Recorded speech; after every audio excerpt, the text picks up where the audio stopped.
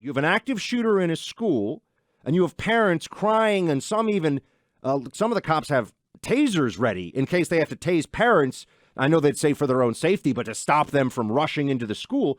They are begging cops to run into the building, and we're told that they couldn't get a key to get into the classroom.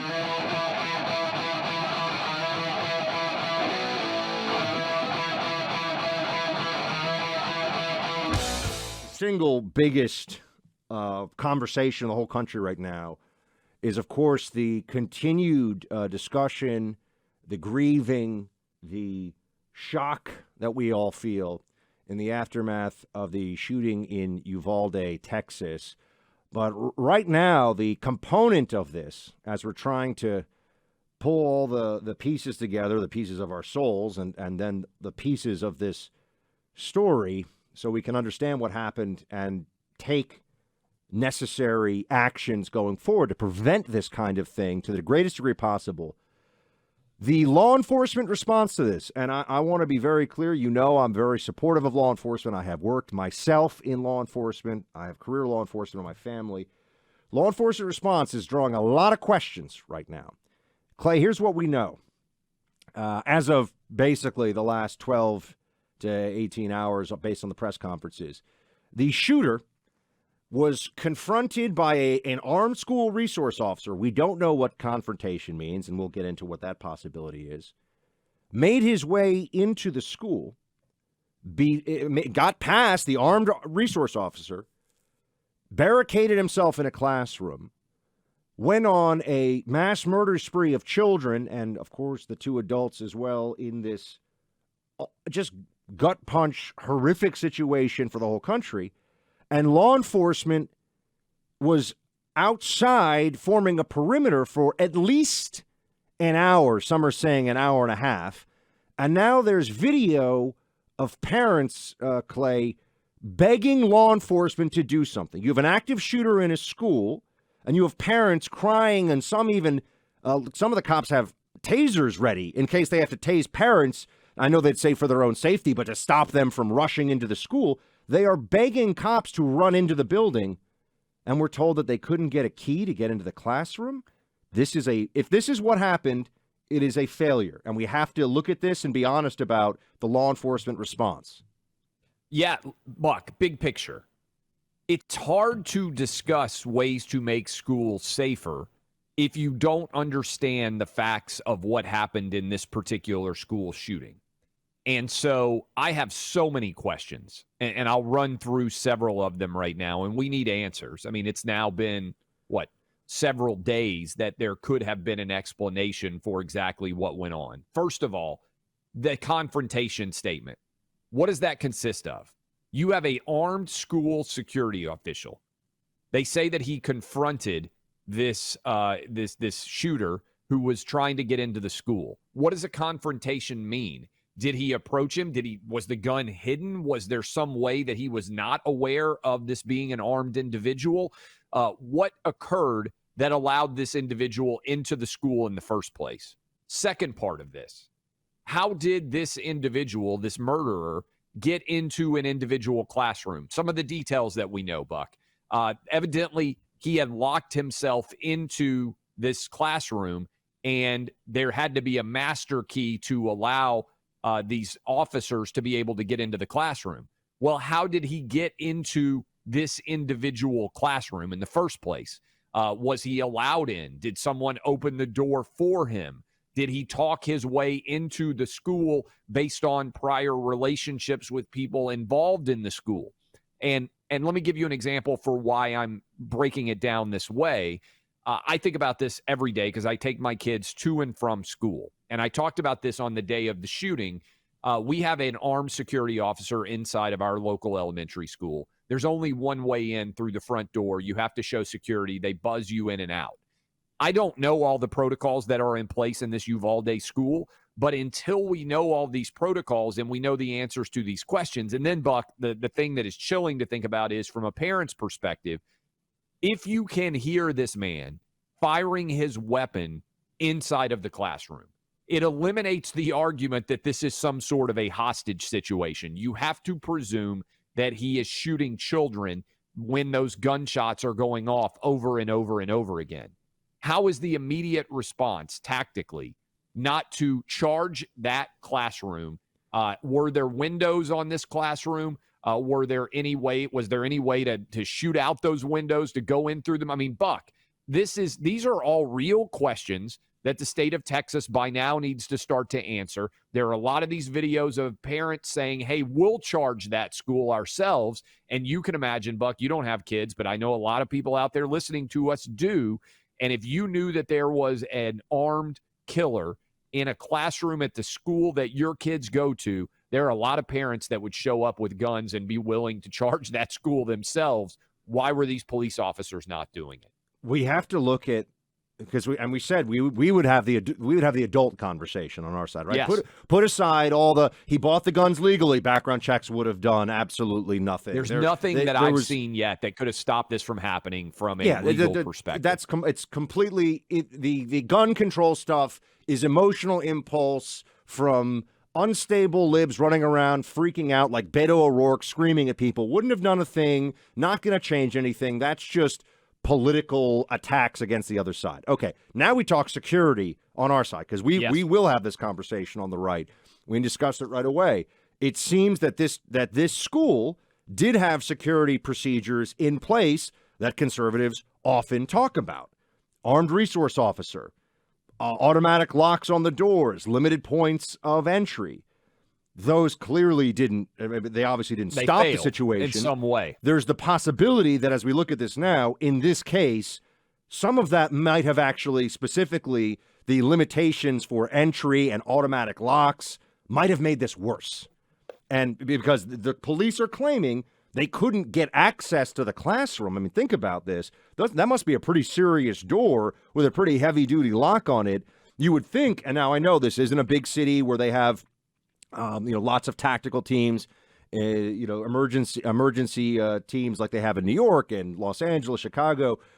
But they did have over 100 officers on the scene saying that we can't get the key to get into the door, which is what the official, not official. That has been told to the press by law enforcement, but not officially yet. But assuming that is true, that is a completely unacceptable circumstance from a security review point of view. I mean, there's just no way that we can say there's an active shooter situation. We have 100 cops gathered. Thank God the Border Patrol BORTAC team, which is essentially a SWAT team. It's basically border SWAT, was there, and they went in. They got in the stack. They had a guy with a ballistic shield. At some point you say, though, how could they sit outside? It reminds me of the Pulse nightclub shooting, where there was a lot of after-action discussion of this too, Clay. The shooter, Omar Mateen, in that case, I think he killed 40 people. I'm doing this from memory. I think it was about 40 people he murdered in that nightclub. He was going around shooting people. They were hearing the gunshots. There were tactical teams on site within minutes. They set up a perimeter, and they said they were scared he might have planted a bomb. While they were scared he might have planted a bomb, he was walking around executing people.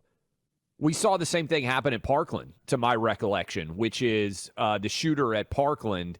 There were police on the scene that did not confront the shooter. That's right. And there's been a massive investigation into the police response to that shooting. So, look, I mean, this is why we need the details. It's possible, I hate to say it, it's possible somebody didn't know where the master key was, right? Like you're panicked.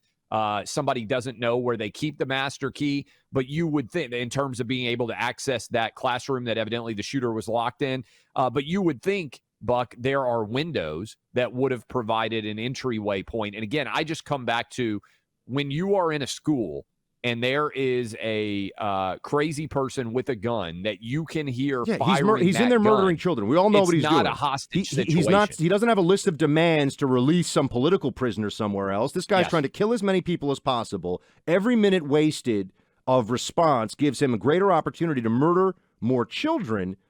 And I mean, look, we're not going to play. Honestly, it was haunting. You heard and saw those videos, right, Clay? I mean, the parents on the perimeter, begging cops. I can't imagine being in that situation. Well, I mean, I mean, honestly, it was really, it's so upsetting. And watching it this morning, what do you tell those parents now? What do you tell them? I bet that's why the state of Texas owes a full accounting right now of what went into. Because look, until you know all the facts behind this shooting, all of the talk about, oh, we have to do X or we have to do Y, it's possible this was a cataclysmic failure on every level. You have a school security guard confronting this guy. What does a confrontation entail? How did this guy get access to a school? How did he then get access into, because Buck, if the all of the police could not get into this individual classroom, how did this shooter get into the individual I think there's classroom? the possibility that he may have. We don't know. Now we're analyzing and postulating. But this is the problem when all the facts aren't out. You have to try to make logical leaps because they haven't given us the facts. I think it's possible that he might have talked his way past the school resource officer, perhaps even convinced somebody on the inside that I've seen conflicting reporting. This is the problem. We don't have all the details, but he, I believe, had some tie to the school, connection either through his school. mother or his grandmother. There was some, so maybe he had attended in the past. I have to check on those facts. But even if he didn't, he might have said, "Oh, my mom." He could have lied, said, "My mom is a teacher here," something like that. Because all of the security procedures that were in place, and they did, like we said, armed resource officer, automatic lockdown policy, very rapid law enforcement response, was completely insufficient here. Completely insufficient. And for this school resource officer who is armed, he's not dead, right? So at some point, how do your number one job when you are in the school is to protect the school. That's why you're there, right? We need to know what that confrontation that he had or she had actually entailed, right? Like they keep saying he confronted this If shooter. he drew his firearm and used it, we would know that by now. So I can assume that it wasn't. And confronted is like, hey, what are you doing? He's like, yeah, I'm going in to go kill kids. Like, okay, well, hey, like, what are you doing as the school officer there that allows this guy in? I mean, again, these are the kinds of details that we need to know. Because if there were protocols in place to respond to a school shooting, it's possible that they all failed. And there may have been 3 or 4 different failures in terms of what occurred to allow this to happen. It's remarkable to even think about the possibility that there were law enforcement trained there, ballistic vests, ballistic shield. Now, we don't know how quickly the BORTAC team got there, and the BORTAC team did do its job and did end the threat. So credit to them. Yes. For rushing in there, taking rounds, and doing what they... But there was a long time waiting.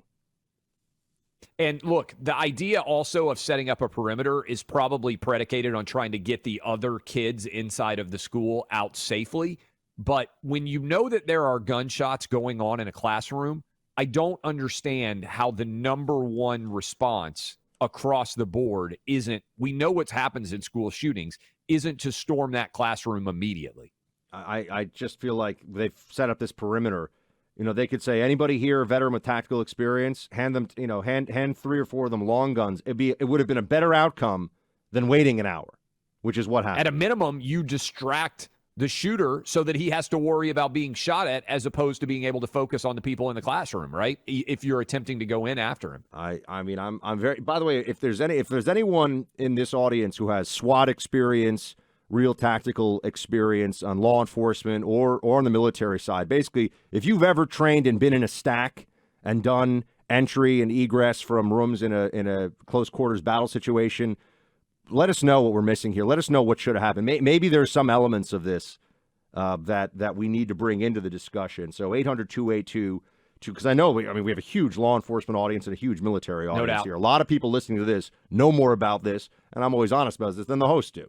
So if you've got something to add to this conversation, by all means. But look, if you haven't heard those videos, I think I'm not recommending you watch them because it's tough to watch. But that's why we're just in shock this morning. I mean, another round of shock after the initial 24 hours of learning what happened here. He talked about that this was evil. The only thing evil is what he continues to do to the people of this state. He says this was unpredictable. It was totally predictable, and I predict this will continue to happen when you continue to have a governor who will not stand up for the people of Texas. He came to my hometown of El Paso after 23 people were slaughtered. He said he was going to do something. He did nothing. In fact, the only thing he did was make it easier to buy a gun. The only thing he did was make it easier to carry a gun in public. And he bragged about the fact that there would be no background check, no training, no vetting whatsoever. That's Beto, who still, to my knowledge, has not given any indication of what could have been done to keep this from happening. Everybody's running around screaming that there have to be laws changed and everything else. Again, until we know the facts in essence here, Buck, I haven't heard anything about what would have changed that you could change to keep this from happening. The longer this goes on without a detailed timeline of exactly what happened, I keep coming back to this school resource officer who confronted. They use the word confronted, which is an interesting verb because it can do a lot of work. There's a difference between many different types of confrontations.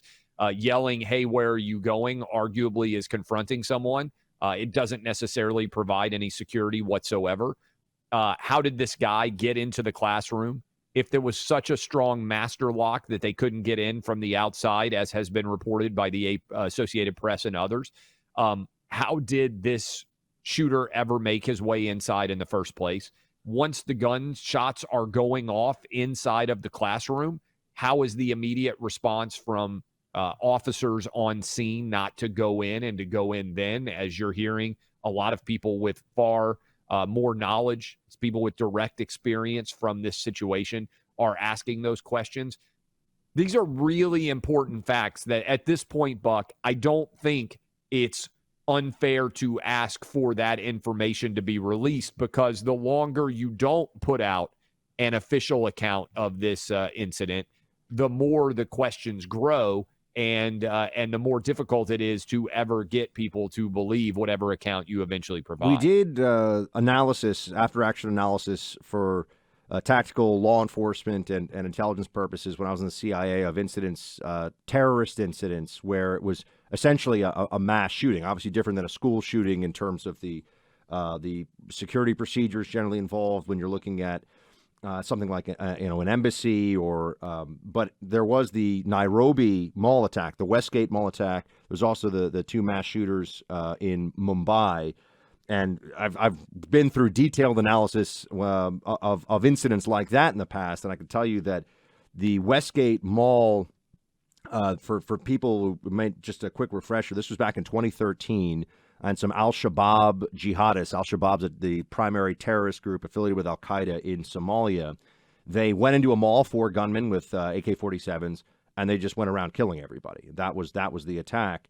And this was essentially, it's a very upscale mall, meaning a lot of international tourists and a lot of security cameras and security personnel inside. So they were able to reconstruct on video, essentially, the most of the attack. You can see it all. There are documentaries that have shown this as well. And there was a perimeter formed by the Kenyan military outside the mall, and they did nothing. And people on the inside were cowering in fear, hoping that these al-Shabaab terrorists weren't going to execute them at close range. And how long did it go on? Oh, I think it went on for hours. Wow. Certainly well over an hour. I think it went on for hours. I'd have to go back and check. But it went on for a long period of time, that's for sure. And what ended it, Clay, or what brought it to a conclusion, really, first of all, an ex-SAS guy, British Special Air Service, so their Navy SEAL or Delta Force equivalent, just happened to be nearby and was like, well, I'm going in and I'm saving people. And also an Irish Ranger happened to be nearby and said, I'm going in, I'm saving people. These were security consultants who were working in Kenya. I think it was it might have even been an off-duty, but a Kenyan cop went inside, and people just decided to go through the military cordon. There's a military cordon on the outside, and escort people to safety. And this was the decision that they made on their own. So in these situations, sometimes it is somebody who says, I'm going in there and doing the evacuation, or I'm going in there to stop the threat, that actually stops the threat and saves lives, while you have a big security bureaucracy around not really doing very much. I also think it's important to note, most of the time these shooters are not highly skilled and highly trained in the use of weapons, right? Most of the time. In other words, it's not as if you're dealing with somebody in special ops who is incredibly skilled and tactically trained in terms of being able to use their weapons. I mean, here we're talking about an 18-year-old who just bought these weapons, like a month ago when he turned 18 years old. He can't have spent that much time probably training in a high level for use of these weapons, right? Which, again, I don't know how much information they had as to who's in the school and everything else. Not that it changes anything in terms of the calculus when the gunshots are going off. But I do think most of these shooters are not particularly sophisticated with their firearms, which would, basically, if you're out there trying to make a decision, it would encourage, I think, you to be more aggressive rather than less, right? I understand if you're thinking, oh, this guy is a weapons genius and he may have massive bombs that he's rigged throughout a school or something of that nature. But really, we haven't had any situations like that. Yeah. By the way, the Kenyon Mall I told you about, Yeah. it lasted hours. It lasted deep into the night. Oh, my. And then finally, Kenyan security forces entered the mall. But the rescue efforts were led by people who were standing around that cordon saying, not on my watch.